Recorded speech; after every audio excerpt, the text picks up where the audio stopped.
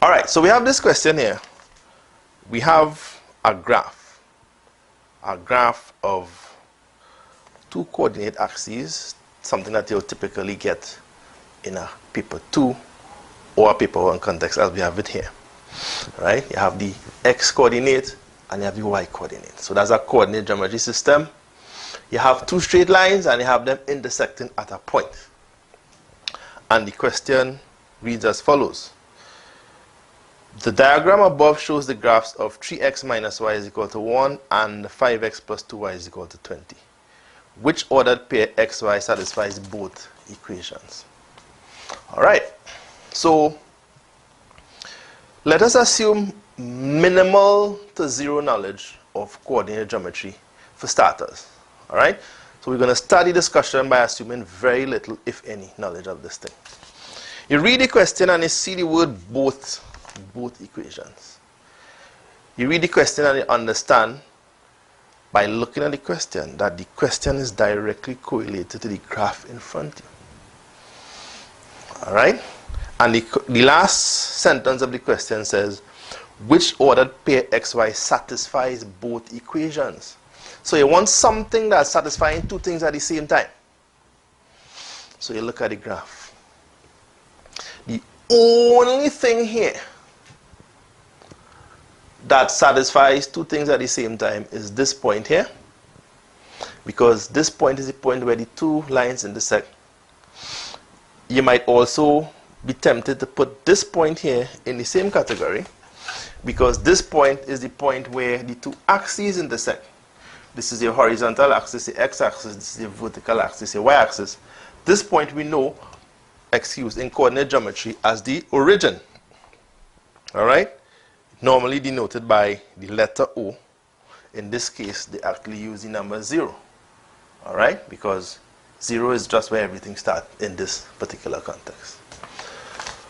So you have two features of this graph where two of something merging, two of something intersecting, two entities, right? In this case it's two straight lines, in this case it's two axes. Now, if you have the basic knowledge of reading the points, alright, on a pair of coordinate geometry axes, then you look at the answers and you're not seeing 0, 0, which is the coordinates of the origin. So you know it's not 0, 0. Alright? You try to find the coordinates of this point. So you bring the line down, dot, dot, dot, dot, dot, dot, dot, dot, dot, dot, dot, 2, and you bring the line across, dot, dot, dot, dot, dot, dot, dot, dot, dot, 5. You look in the answers and you see 2, 5. You shade C and you move on with your life. So we start the discussion from a point of view of minimal knowledge, because the thing about these multiple choice questions is that sometimes, even with minimal knowledge of the topic, if you would just calm yourself, take a deep breath, go through whatever ritual you go through, and look at the question, read the question. There are things that you could put together. Alright? There are things that you could string together and make a sensible response. Alright? And in most multiple choice exams, you'll usually have a handful of questions like that, where if you just take your time and look at the question, you could figure out the answer with a very high probability of getting the correct answer. The problem, of course, is that a lot of people panic. So you read a question and as soon as you realize you don't really know this topic too good, you either switch off or you panic, both of which are equally undesirable responses in the context of a multiple choice exam. So I want to take this opportunity to encourage people to be mindful of your state of mind when you're doing these paper 1 exams, because sometimes a little patience, a little slowing down of yourself, of course within the context of a 90-minute exam, makes all the difference in the world. Alright? So keep that in mind as you go forward. So we're going to continue the discussion now from a point of view of knowledge, from a point of view of knowing what this graph means. Knowing what these numbers here mean and what this number mean. These numbers here mean. You know the vertical axis, you know the horizontal axis, you know that the x coordinate is, well, as I'm saying that, anyway, I'll get to it as I'm talking. Knowing that the, Lord,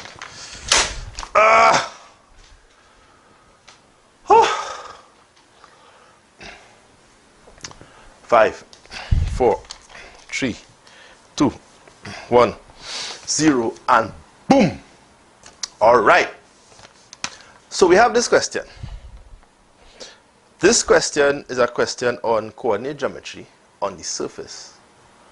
But there is also a little bit of simultaneous equations in there too, which I will get to coming to the tail end of the discussion. So stick around for that. Right? But let me start with the coordinate geometry. So we have the axes here, and we have here my replica. We ain't looking so bad. Alright? I take my time and I measure the thing and I draw the thing on them. Alright? And the question says, the diagram above shows the graphs of 3x minus y is equal to 1 and 5x plus 2y is equal to 20. Which ordered pair xy satisfies both equations? So we're going to start the discussion of this question from the standpoint of instinct, from the standpoint of a little bit of guesswork, from the standpoint of you ain't really sure about the topic. Maybe you have no knowledge about the topic at all. Maybe for one reason or the other you just didn't cover this topic as you went through your mathematics over the course of how much of a time you would have taken. And you read this question, you reach here in the exam, you read the question. So at the point of reading the question, you have a few options. One, you could switch off if you don't know what it is. And some people switch off and they leave the question blank, which is the most foolish thing you could do in a multiple choice exam. I tell my students all the time, the one thing you don't ever do in a multiple choice exam is leave the question blank. If you close your eye and you're eeny, meeny, miny, mo, and you stick the pen on the paper, and whichever letter it comes closest to you, you put that as the answer, that is better than leaving the answer blank. Because you do that, there is a 1 in 4 probability of getting the answer correct. Alright, so from a statistic standpoint, your probability of guessing the correct answer is 0.25, 1 over 4, a quarter. So at least give yourself a chance now. It's like playing the lotto. Give yourself a fighting chance. Make a guess. Right? But let us assume that you have a little bit of knowledge and you want to make an educated guess. So you see, even in guessing, you have levels of guessing. You want to make what I like to call an educated guess. So let me read the question again. It says, which ordered pair satisfies both equations? Now we look at the line. And you see 2 lines. And the words in the question talks about 2 equations. Now at that point, something might trigger in your head and say, but wait. The reason why they put this graph next to this question may be because the ordered pair that satisfies both equations might have something to do with the 2 lines. Alright? And in that case, the only sensible response would be that this point here has something to do with the answer. Alright? They say which ordered pair satisfies both equations. The only thing on this whole graph that comes even remotely close to satisfying 2 equations would be this point. Right? This point here may be under consideration if you're guessing, like really guessing, because we could also have an equation of the y-axis and an equation of the x-axis, which we wouldn't go into now. That's extra complications that we could do without right now. So let us assume that in terms of pure instinct, in terms of making an educated guess, you arrive at the conclusion that this point here has something to do with the answer. No problem. The next thing is to figure out what is the connection between this point and these numbers here.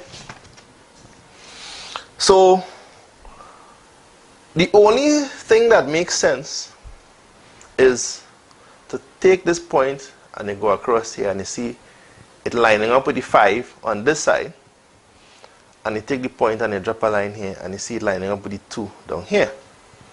So you realize that the answer has something to do with a 2 and a 5. And let us assume at that point that you ain't really sure. So at least you're sure that the answer is not A and the answer is not B. So you have gotten to a point now where maybe you just have to guess between these two because you ain't really sure which one comes first. So by the application of a little instinct, a little intuition, you have now increased your odds from 1 in 4 to 1 in 2. Because you know these two is not the answer. So it had to either be one of these two. So you have dramatically increased your odds. You now have a 0.5, a 50% chance, a 1 in 2 chance of getting the answer correct. And this is how we have to go about your multiple choice. Alright, so I want to take the opportunity to encourage people, try as best as possible to not panic in the people exam. The advantage of the multiple choice over the paper 2 is that you could actually see the answers in front of you. You don't have the burden of explaining yourself from scratch. You have 4 options, the answer is one of them. So at the level of pure guessing, your odds are 1 in 4. In most questions,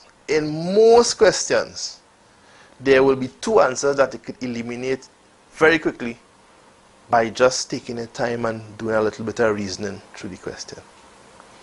And then in some questions, you do a little bit of reasoning and you find that you could actually eliminate 3 answers, which means then that the remaining response is the correct answer. That is what we refer to at the level of common entrance, at the level of SEA, as the process of elimination.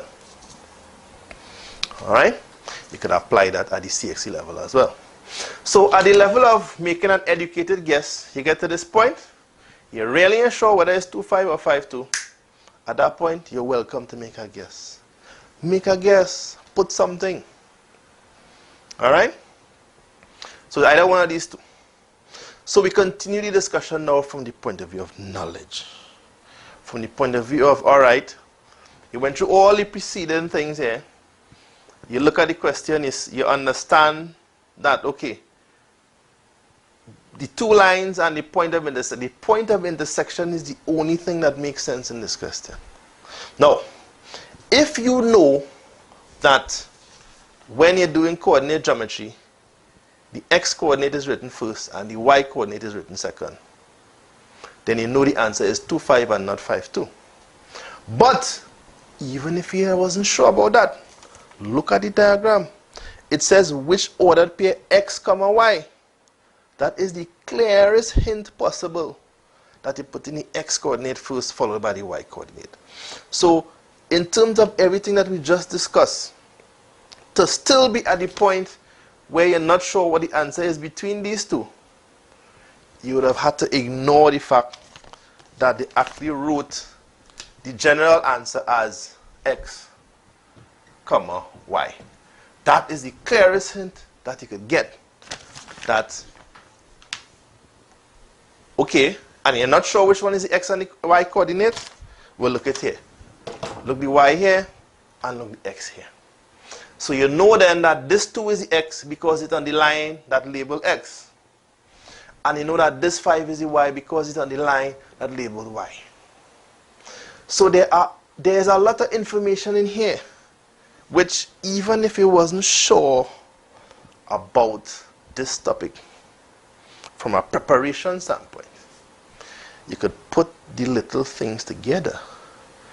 And when you get to the point of eliminating these two, and you realize it's either 2-5 or 5-2, then you look at the question again, you look at the clues. Let me put the y here in red, And let me put the x here in red. And you realize, but if 2 is the x and 5 is the y, and they tell us the ordered pair x, y, then it has to be this answer here, and not this. Alright?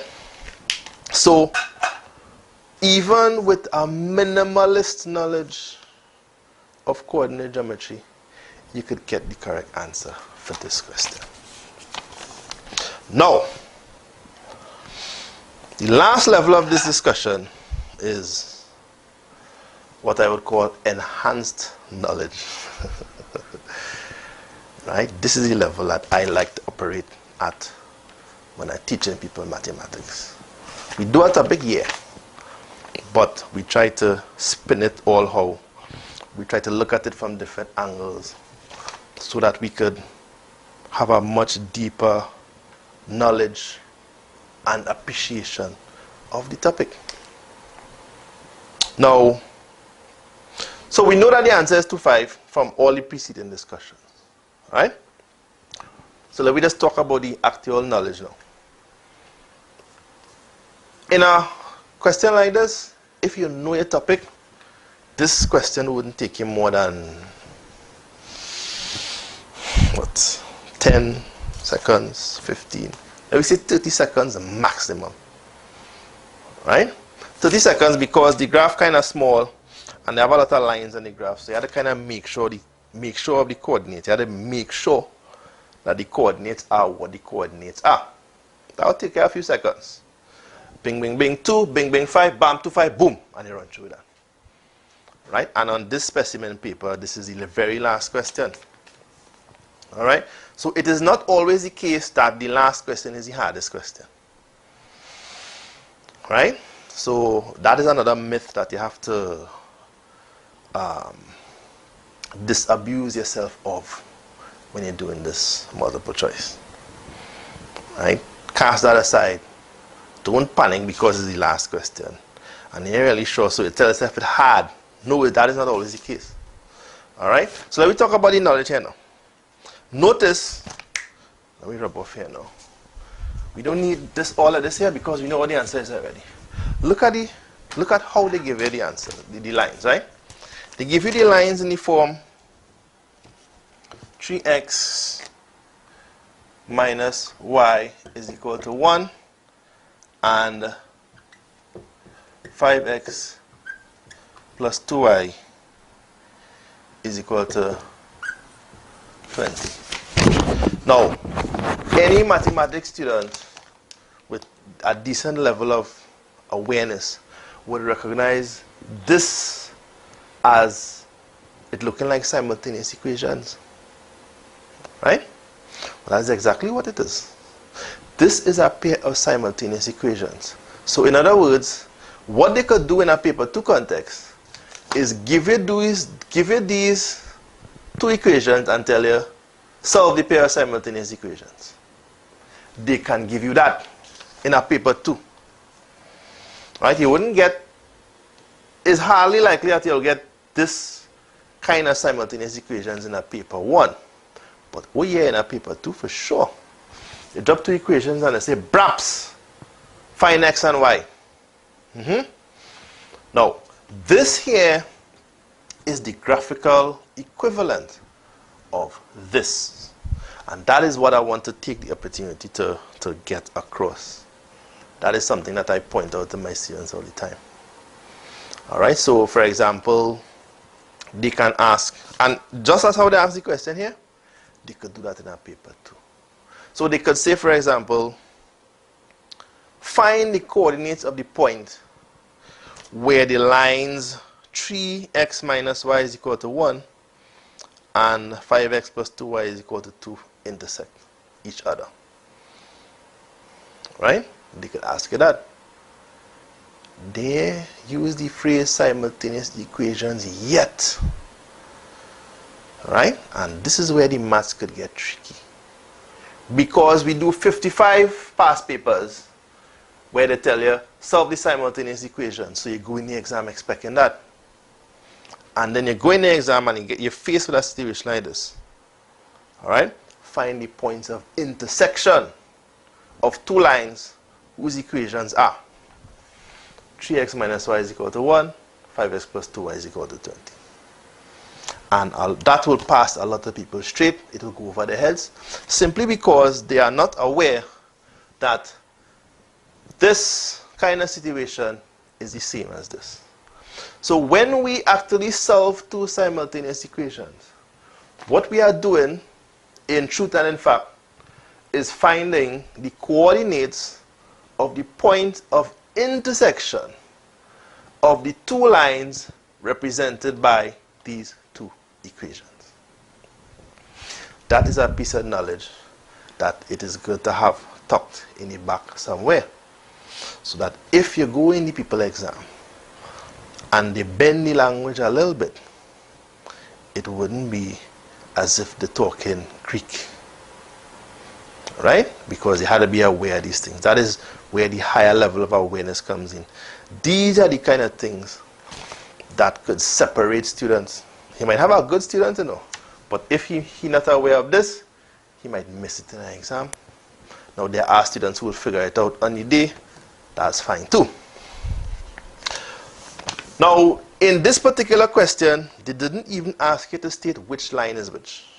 So in other words, all you were required to know is that the answer is given by the point where the two lines intersect. They didn't even ask you which line is which. So you didn't need to spend time to figure that out.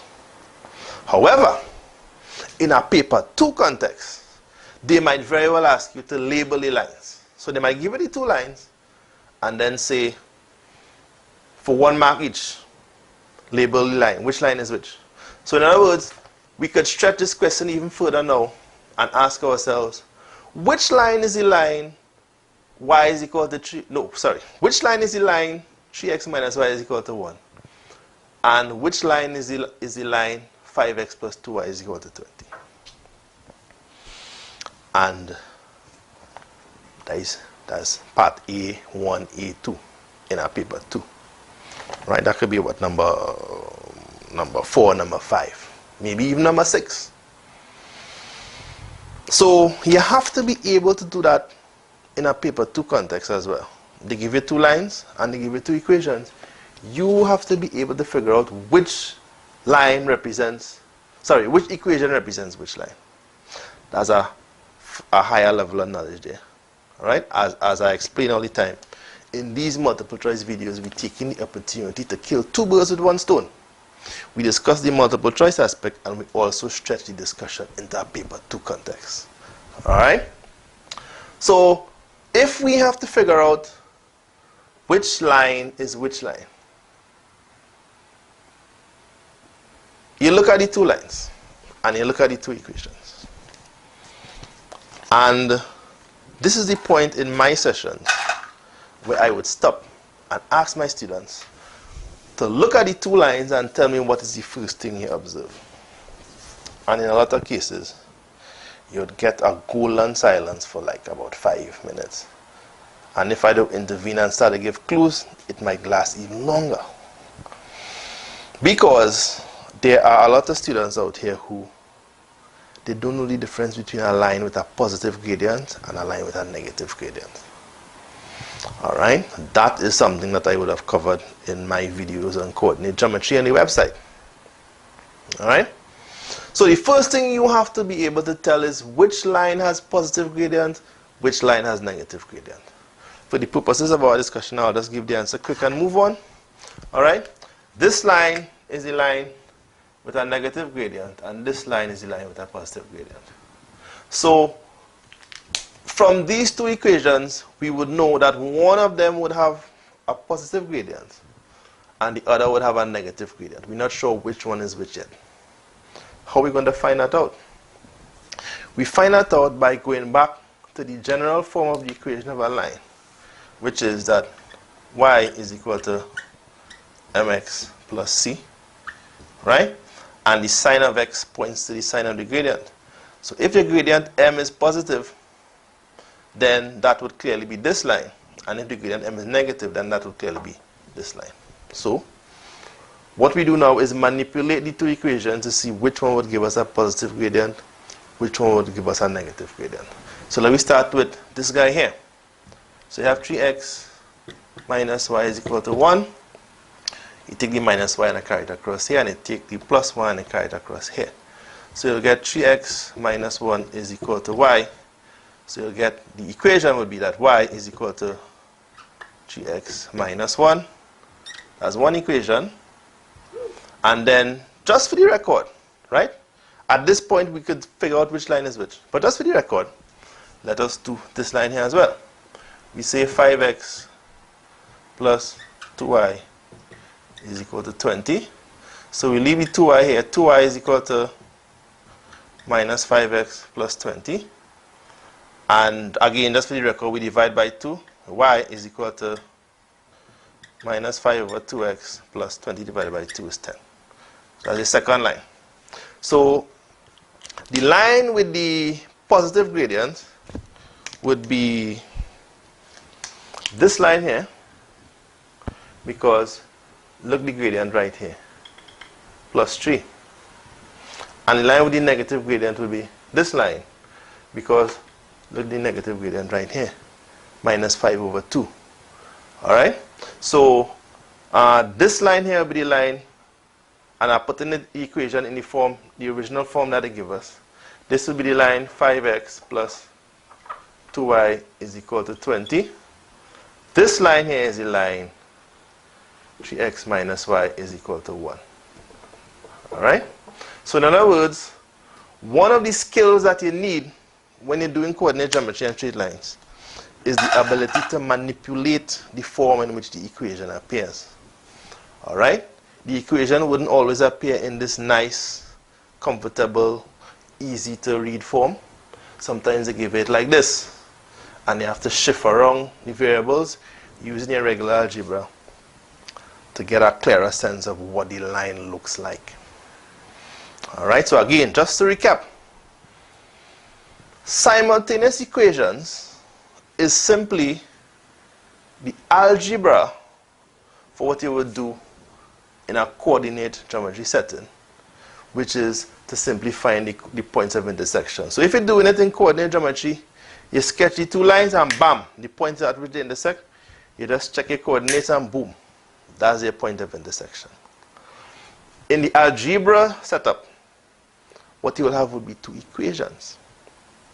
And without even knowing what the two lines look like, because you don't have to draw the lines to find the point of intersection, what you could do to find the point of intersection is solve these two equations simultaneously.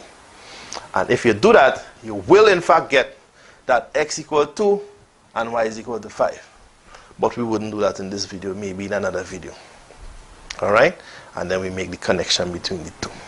So that is basically it for this video. Right, as always, we hope that you would have enjoyed it, and we hope that you would take all the multiple choice questions seriously.